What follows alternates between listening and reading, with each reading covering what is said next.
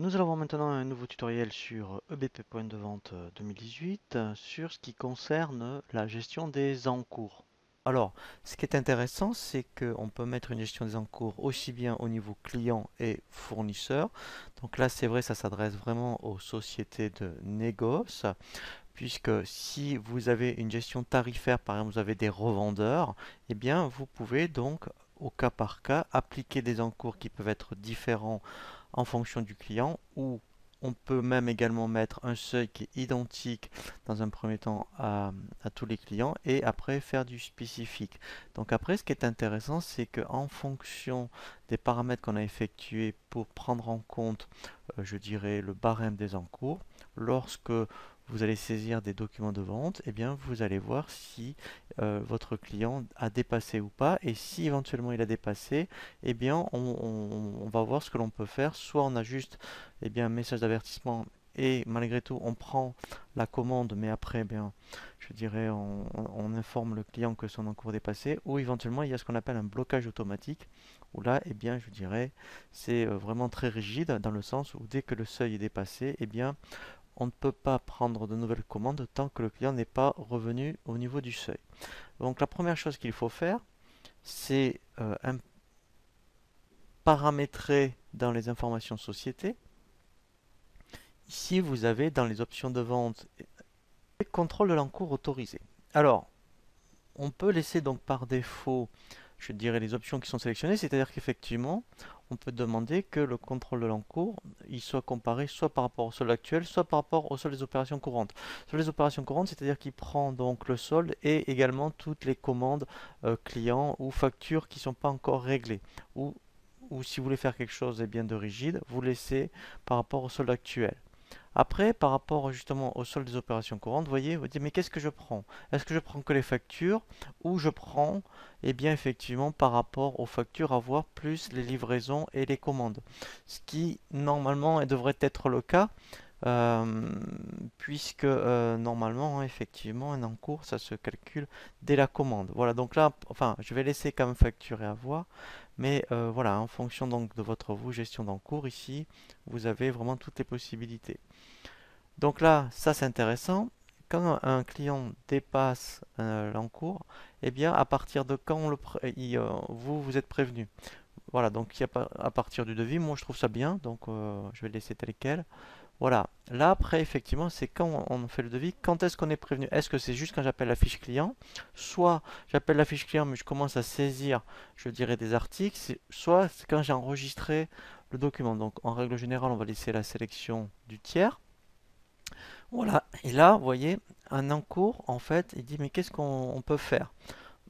Voilà, donc si vous voulez pas quelque chose de contraignant, vous vous dites juste un message d'avertissement. Et après, c'est vraiment de la négociation au cas par cas. Voilà, vous voyez, sinon, il y a vraiment quelque chose de rigide. C'est-à-dire que bloquer la création du document, effectivement, vous ne pourrez pas prendre en compte le devis ou la commande si vous êtes au stade de la commande.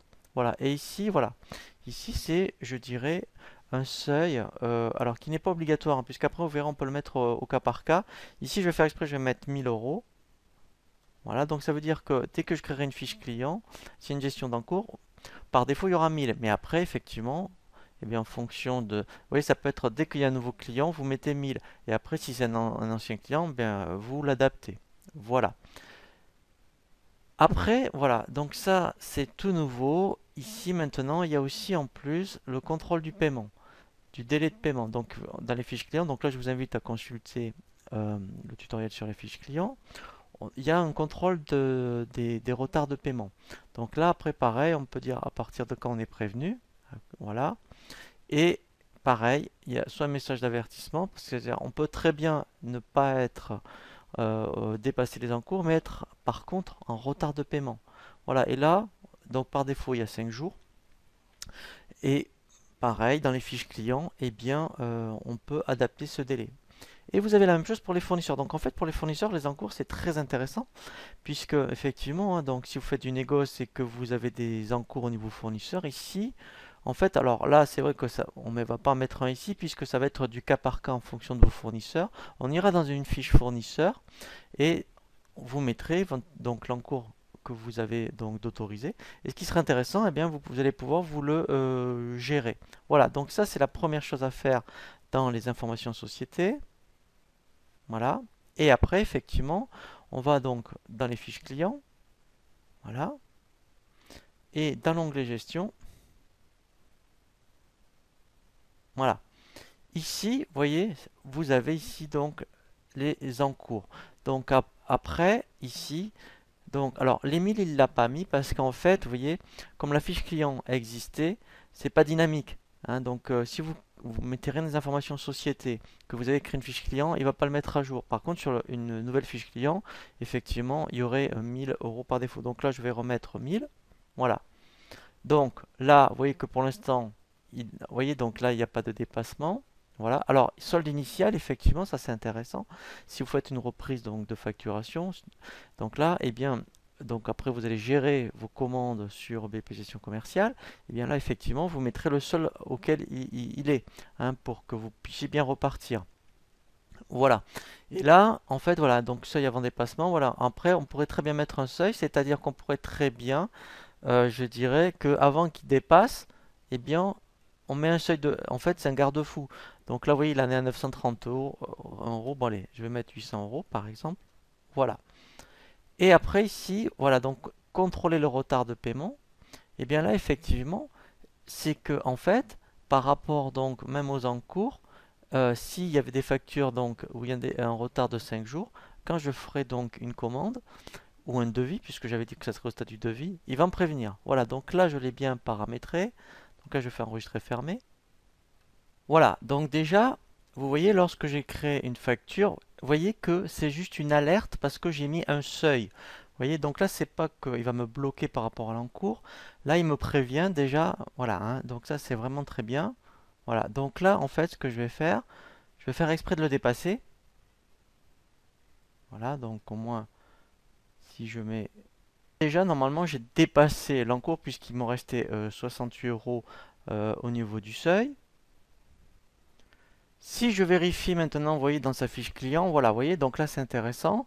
Le seuil, maintenant, est dépassé. Voilà, et donc maintenant, normalement, dès que je vais faire un document de vente, eh bien, normalement, il va m'avertir comme quoi ce client a dépassé son seuil. Voilà, dès que je suis en train de faire un devis, voyez, rien que le fait d'appeler la fiche tiers, eh bien là, voilà, il me dit que son encours est dépassé. Et comme j'ai en fait juste indiqué dans les informations société que je souhaitais juste un message d'avertissement, voilà, vous voyez, donc après, soit, j'explique au client que tant qu'il n'est pas revenu en dessous du seuil, je ne peux pas prendre de nouveaux documents de vente. Ou effectivement, ben, après, je dis, en fonction du montant, par exemple, de cette commande, je dis, ok, je vous la prends, mais après pensez après à régler certaines factures pour qu'au niveau du seuil, eh bien, on revienne, je dirais, par rapport au seuil autorisé. Voilà, vous voyez, donc c'est relativement facile à mettre en place. Et après, effectivement, on a la même chose pour les fournisseurs. C'est le même principe.